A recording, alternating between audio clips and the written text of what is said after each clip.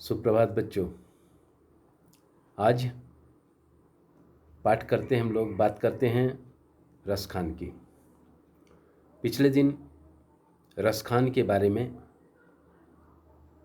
उनकी रचना, उनके जीवन, उनकी भक्ति के बारे में हम लोग बात कर रहे थे।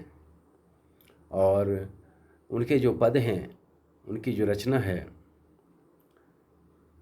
भक्ति परक श्री कृष्ण की भक्ति में डूबे हुए, श्री कृष्ण की भक्ति रस में सराबोर उनकी रचना जो सवैया छंद में लिखा हुआ है, उसे पढ़ने का लय में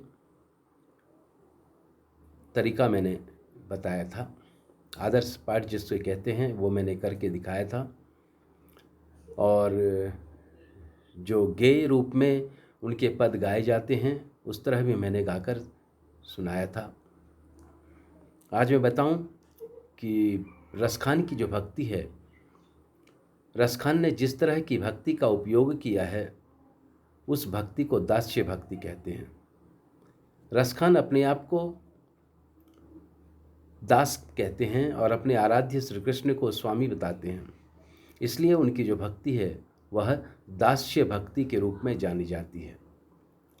स्वामी और सेवक की भावना, या हिंदी साहित्य में इस तरह की भक्ति अन्यत्र जहाँ दिखती है वह है सुर तुलसी के साथ। तुलसीदास की भक्ति भी दास्य भक्ति थी, नरोत्तम दास की भक्ति दास्य भक्ति थी, रसखान की भक्ति भी उसी तरह की भक्ति में से एक है। तो पिछले दिन हम लोग इनका पहला सवैया वो पढ़ा था, उसका आदर्श वाचन मैंने किया था, उसके लय में भी सुनाया था। आज फिर से उसे देखते हैं और उसकी व्याख्या, उसके अर्थ वगैरह पर चलते हैं।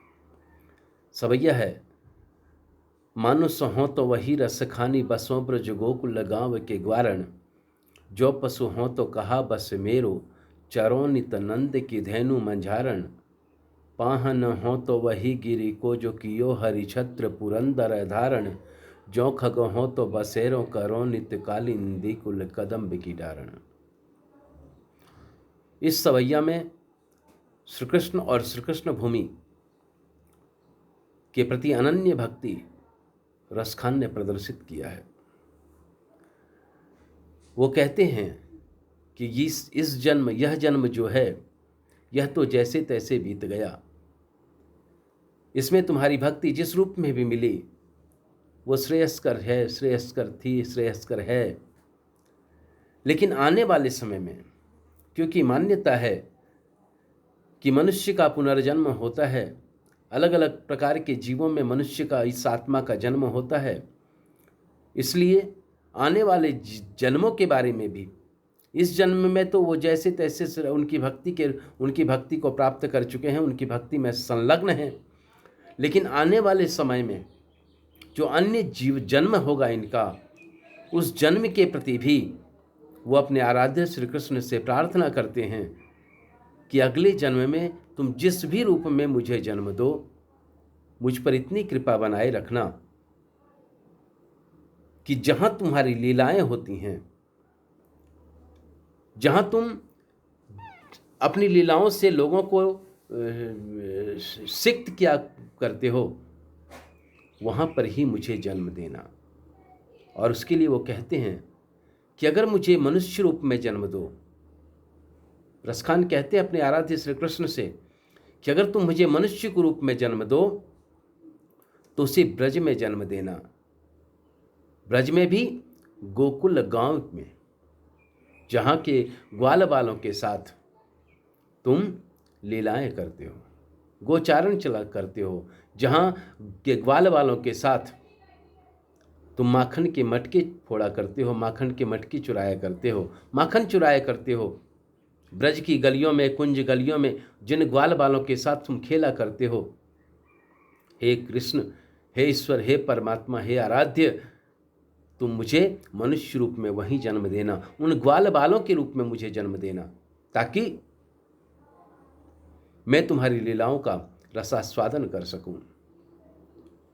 अगर तुम मुझे पशु रूप में जन्म दो ये बाध्यता नहीं है कि तुम मनुष्य रूप में मुझे जन्म देना।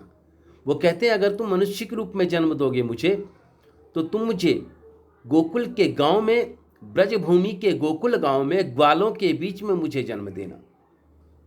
लेकिन अगर मनुष्य में जन्म न दो, अगर पशु में जन्म दो, मेरा अगला जन्म पशु में हो, तो मुझ पर इतनी कृपा करना कि अगर पशु के रूप में मेरा जन्म होगा तो उसमें तो मेरा बस नहीं होगा। इसलिए कहते हैं कि जो पशु हो तो कहा बस मेरो। ठीक है, तो इतनी कृपा करना कि उसमें तो मेरा बस होगा नहीं, तो मालिक के अधीन होंगे हम। इसलिए तुम मुझ पर इतनी कृपा करना कि नंद की धेनुओं के बीच में मुझे जन्म देना। ऐसी किंवदंती, ऐसी मान्यता है कि नंद बाबा के पास असंख्य गाय थे। असंख्य से तात्पर्य है, संख्या बताई जाती है, वर्णन है कि नंद के पास 9 लाख गाय थी। तो उन गायों में से एक गाय के रूप में मुझे जन्म देना।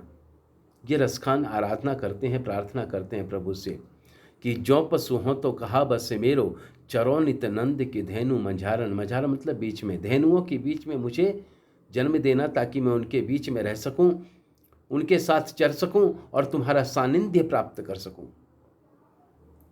अगर मुझे पत्थर रूप में जन्म दो, अगर अगला जन्म मेरा पत्थर का हो, तो कहते हैं कि पाहन भी, अगर पाहन रूप में मुझे जन्म दो, तो मुझे उस पर्वत का पत्थर बनाना जिसे तुम अपनी उंगली पर उठाए। कि कहते हैं पाहन हो तो वही गिरि को, जो कियो हरिछत्र पुरंदर धारण।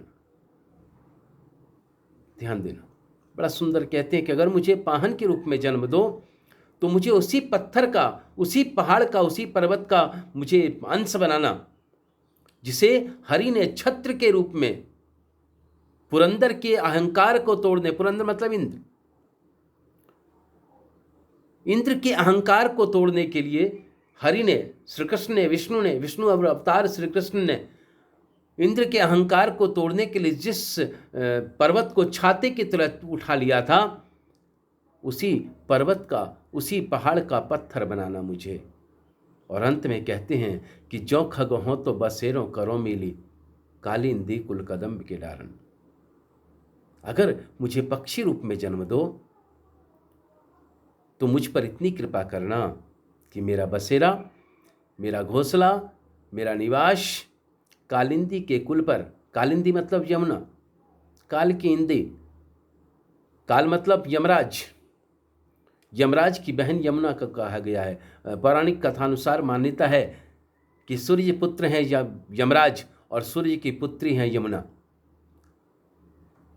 तो कहते हैं ऐसी किंवदंती, अगर आपने सुना होगा या जानते होंगे, बिहार में एक कथा है, या बिहार में एक पर्व मनाया जाता है, भाई दूज का पर्व। उसमें लोग एक कथा भी कहते हैं। उस कथा में वर्णन आता है कि किस भाई दीपावली के बाद जो द्वितीया का दिन होता है ना, द्वितीया की तिथि होती है, उस दिन यमराज अपनी बहन यमुना के यहाँ जाते हैं। साल में एक दिन यमुना का आतिथ्य ग्रहण करते हैं यमराज।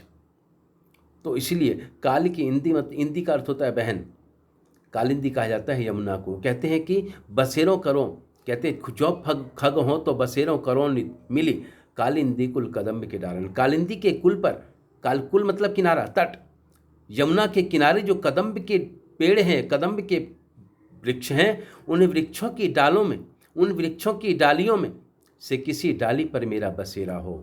इसलिए हे प्रभु इतनी कृपा करना मुझ पर। तो इस तरह इस सवैया में रसखान ने अपनी भक्ति के पराकाष्ठा को, भक्ति की अनन्यता को इस सवैया के माध्यम से प्रस्तुत किया है।